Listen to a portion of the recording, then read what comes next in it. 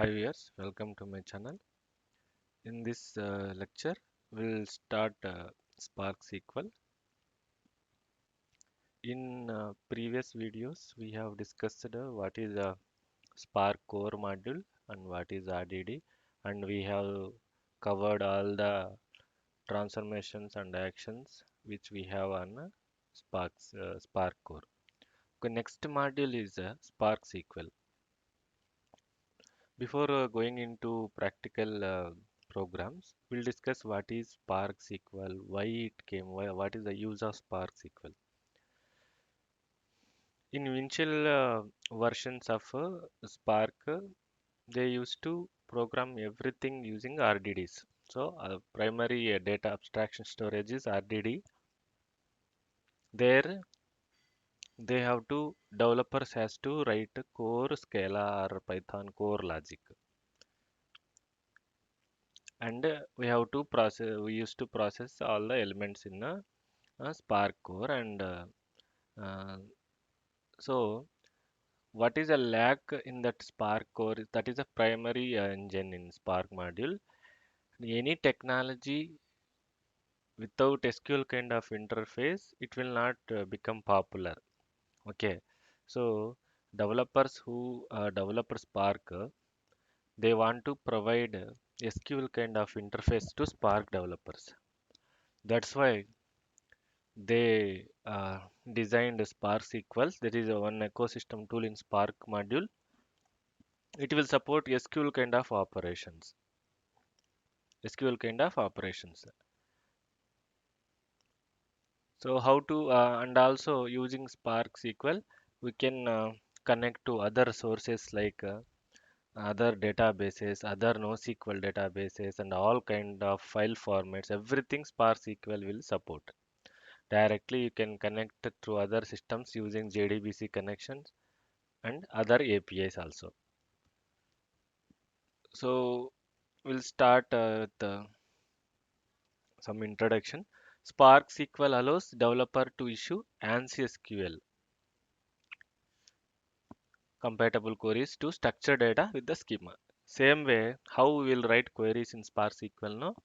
Sorry, normal RDBMS, no? In the similar way, using Spark SQL also you can write queries, but there is a option to write a SQL query, but there are two methods here. In Spark SQL, you can write code in two methods, that is using Spark SQL API and data frame API. That is up to developer choice whether he want to develop the code in SQL format, SQL using SQL API or data frame API. Okay, that is up to developer's choice. So ANSI, it will follow the syntax ANSI join, ANSI SQL. So there are two types of SQLs, right? Standard SQL and ANSI SQL. So see, ANSI SQL means after 2090, after 2003, what are all the SQL databases came, that RDBMS came, that all supports ANSI SQL means advanced SQL. Same way, Spark SQL also syntax will be uh, equal to ANSI SQL. Okay. So apart from allowing you to issue SQL queries, you can SQL Spark SQL provides a few main capabilities. Okay. What are the main capabilities? We'll see. So as like Spark Core, Spark SQL also support all the languages like Java, Scala, Python, R. Okay. So in that Spark SQL only, we have one platform, the Databricks, that will uh, that will support one more special SQL language also. Okay. So one more capability of Spark SQL is, as explained earlier, directly it can connect to the Apache Hive Metastore and tables. In practicals, no, we'll see how to connect to Hive and all these things we can see. And also one more capability of Spark SQL is it will process and read and write data. You can read data from different file formats and it can write to the different file formats like JSON, CSV, text, or Parquet ORC.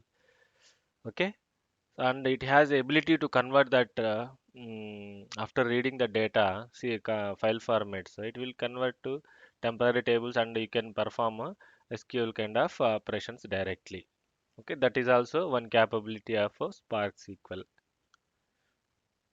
And one more capability we have in Spark Core, we have interactive shell, right? So in terminal, if you type Spark shell, no, it will open one interactive query. There you can write this code and you can test, right?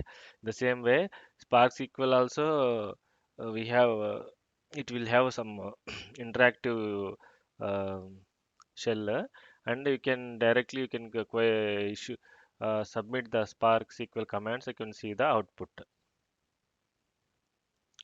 And also one more capability of Spark SQL is you can connect to any other systems, any other framework using JDBC, ODBC connectors.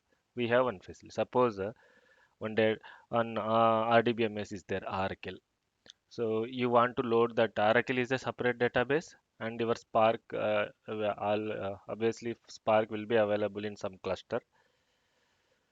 If you want to load that RD separate server, separate RDBMS data to Hadoop cluster and to process with the Spark, so first you need to we have JDBC connections. We have to load, right? We have to read the data from Oracle, right? So using JDBC connections, we can read the Oracle data. We'll see I will have one example. I can show you how to connect to Oracle and load the data.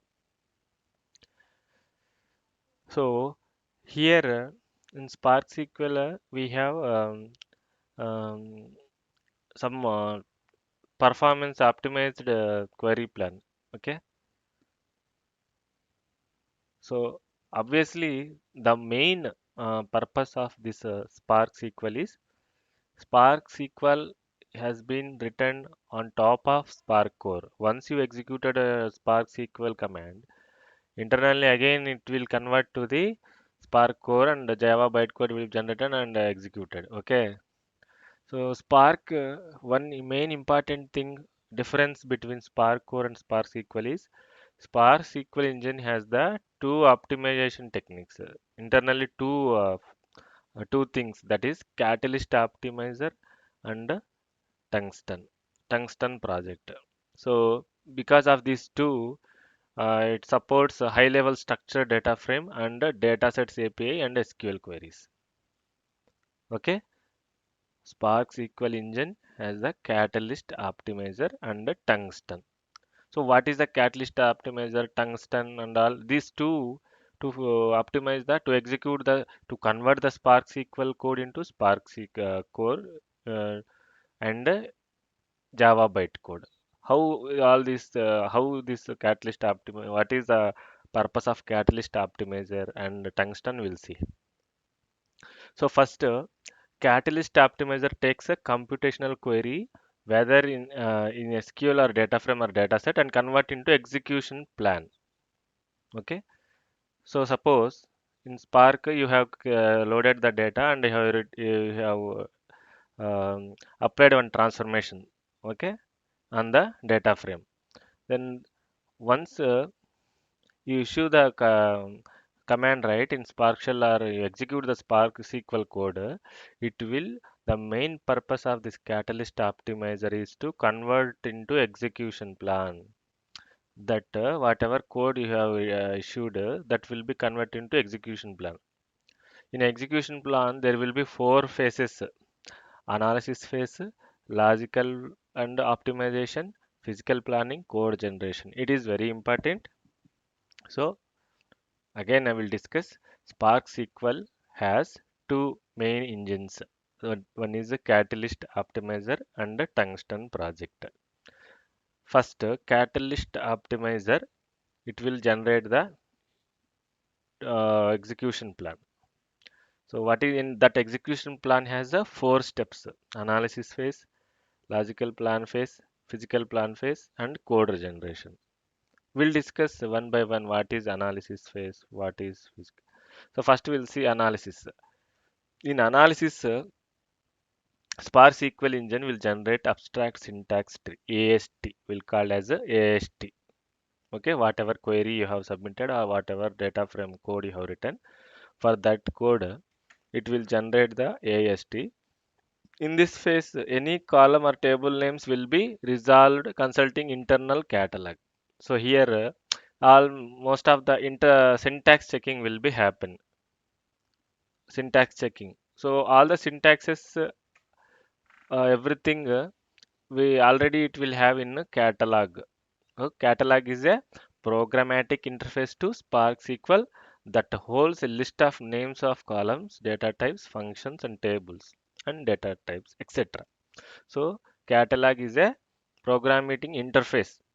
Okay, it will have all the names of columns, so data type, what is functions, table names, all this. Okay, so after all successful resolution, the query proceed to the next phase. So overall here in analysis phase, lot of the only syntax checking everything will be performed using a catalog interface. Okay.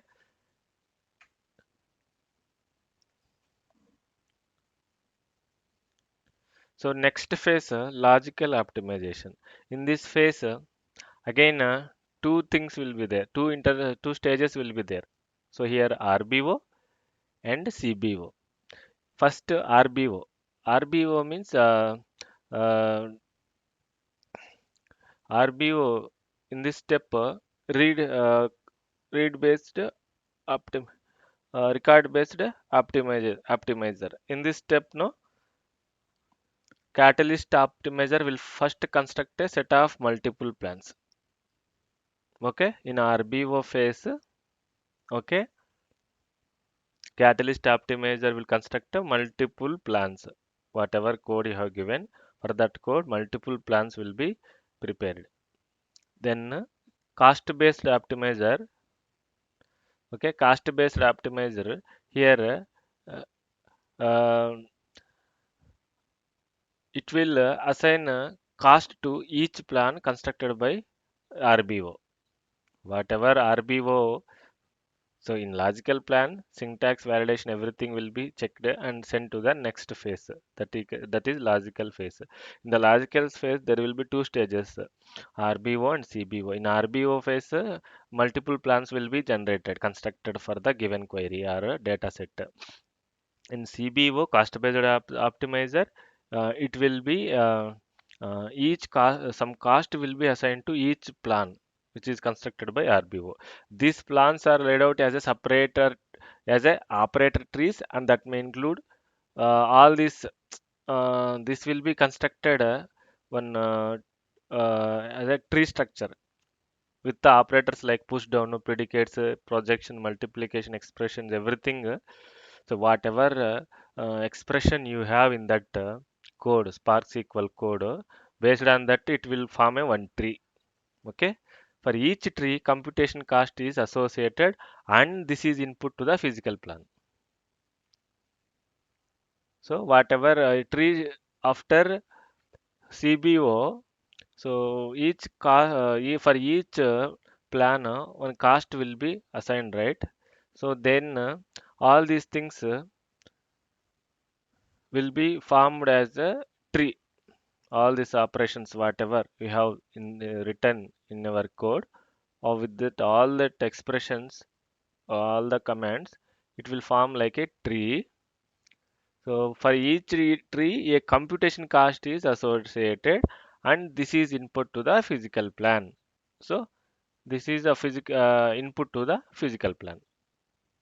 Once for every task, every plan which is involved in this phase, the cost will be associated for to execute this thing, this much memory and this much RAM, this much disk we need to allocate, this many resources we need, like that. First, for computation cost is associated. For everything will be estimated. Once in logical plan everything is cost, everything is estimated, then it will send to the physical plan. So in physical plan, Spark SQL picks a logical plan and generate the physical plan using physical operator that match the Spark execution engine. So whatever logical plan, whatever code it is receiving from the that phase, it will generate from the logical plan will be converted into physical plan using Spark execution engine. Okay, the final phase is uh, code generation. One in physical in physical planning, okay, uh, w- whatever uh,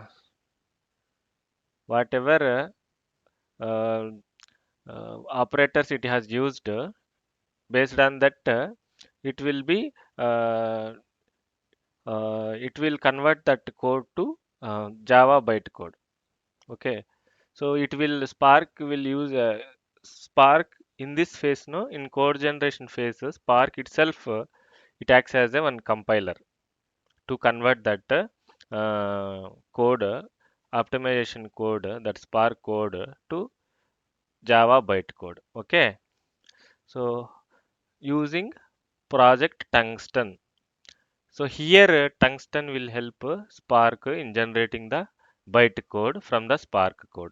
So what is the so Spark engine, Spark SQL engine has a Catalyst Optimizer. We have seen what is the purpose of Catalyst Optimizer. Next one is Tungsten. Tungsten in which phase it will be useful in generation of in converting Spark code to Java bytecode, because so in obviously once the final code it has to be converted to Java bytecode, and it has to execute it on a JVM. Okay, where JVM exists in containers, where container exists in the data nodes of a cluster. Okay, so here Tungsten will help in code generation. So when Tungsten came, this Tungsten project has been introduced in Spark second version onwards.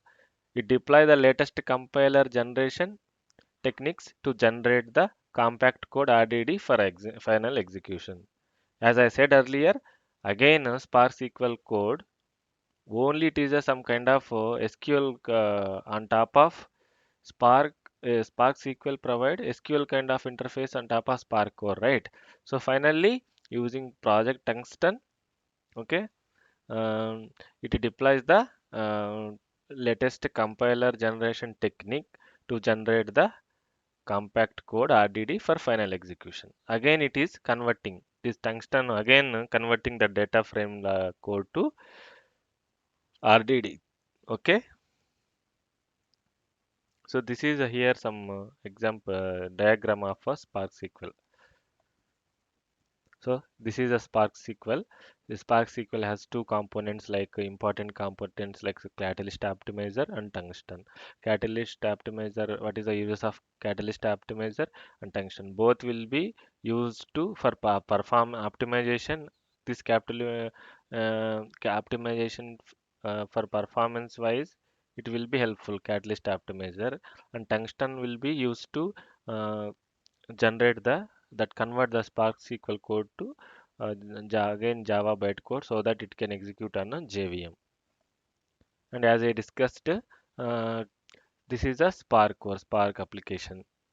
If you submitting any Spark suppose from Spark program or Spark SQL shell, it will come to the Spark SQL.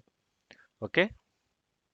So how to we can for other applications or frameworks like Tableau, Snowflake, Talend, and other apply from other any sources. If you want to connect to Spark SQL, we have JDBC, ODBC connections. Okay, and also this Spark SQL supports Hive tables. Directly you can connect to Hive. Okay, and JSON, Avro, Parquet, ORC. And going forward, no, we'll see what are all the we'll discuss all the file formats, how to connect to different databases, Oracle, MySQL. In upcoming videos, I will explain. So far you understood, right? What is a Spark SQL? Okay, Spark SQL, it is a kind of a SQL interface on top of a Spark core. like Spark streaming. In my previous videos, I have explained Spark architecture, right? First layer is a storage, middle layer is a Spark core. On top of that, Spark SQL, Spark streaming, Spark machine learning library, Spark graphics will be there. So one of the module is Spark SQL, this one. Okay, thanks for watching.